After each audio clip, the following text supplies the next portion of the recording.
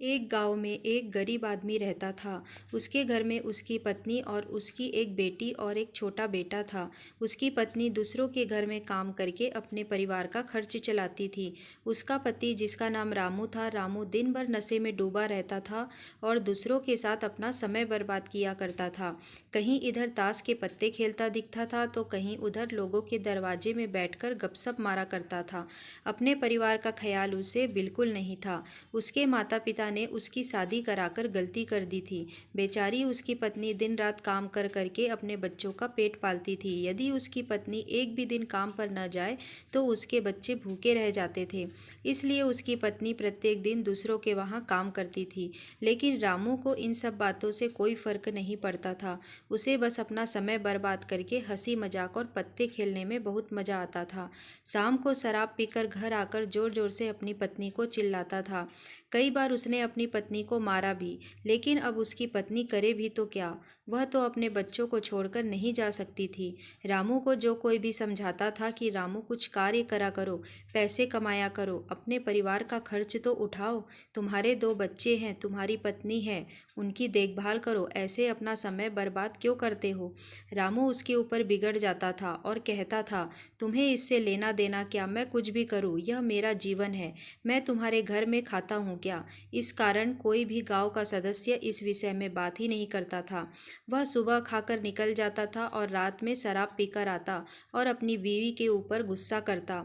ऐसे ही कुछ दिनों तक चलता रहा। कुछ दिनों बाद संसार में एक ऐसी बीमारी ने जन्म लिया जो मानव जाति के लिए अत्यधिक खतरनाक थी। चारों तरफ इस बीमारी का कहर था।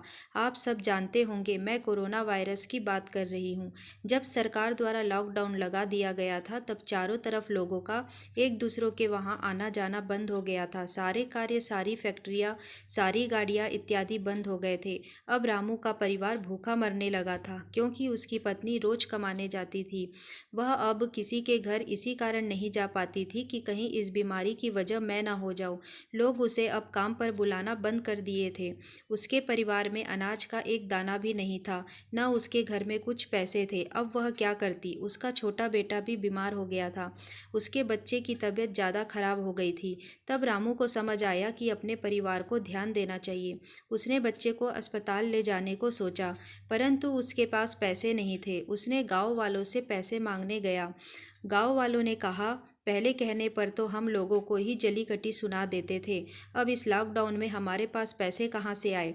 यही कहकर वह लौटा देते थे। रामू अत्यधिक परेशान था। अब करे भी तो क्या करे, वह चाहकर भी कुछ नहीं कर सकता था।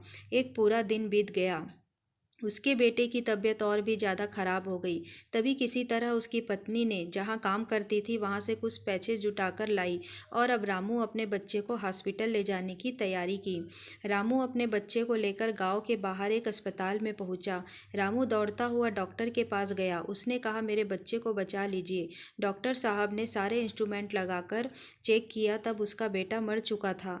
डॉक्टर साहब ने यह बात रामू से कहा, यदि तुम अपने बच्चे को 10-15 घंटे पहले ले आते तो मैं तुम्हारे बच्चे को बचा लेता। मुझे बहुत दुखी होकर कहना पड़ रहा है कि मैं तुम्हारे बच्चे को बचा न सका। यह सुनकर रामू के पैरों तले के नीचे जमीन खिसक गई। वह रोने लगा। उससे कहने लगा, यह सब मेरी गलती है। मैंने जीवन में कुछ नहीं किया, सिर्फ अपने समय को बर्बाद किया है। यदि आज मेरे पास पैसे हो जाते तो मैं अपने बेटे को हॉस्पिटल जल्दी ला पाता और मेरा बेटा बच जाता। मैंने अपने जीवन में समय को बहुत बर्बाद किया है, लेकिन आज मुझे समय को अहमियत पता चल गई है। तो हमें इस कहानी से यह शिक्षा मिलती है कि हमें अपने समय को बर्बाद नहीं करना चाहिए, उसका सदुपयोग करना चाहिए, तभी हमें अपने जीवन में सफलता मिल सकती है। इस कहानी में अगर रामू पहले से काम करता होता तो उसके पास पैसे होते और अपने बेटे का इलाज करा पाता, जिससे उसका बेटा आज जिंदा होता। मित्रों, हमें हमेशा अपने समय का सदुपयोग करना चाहिए।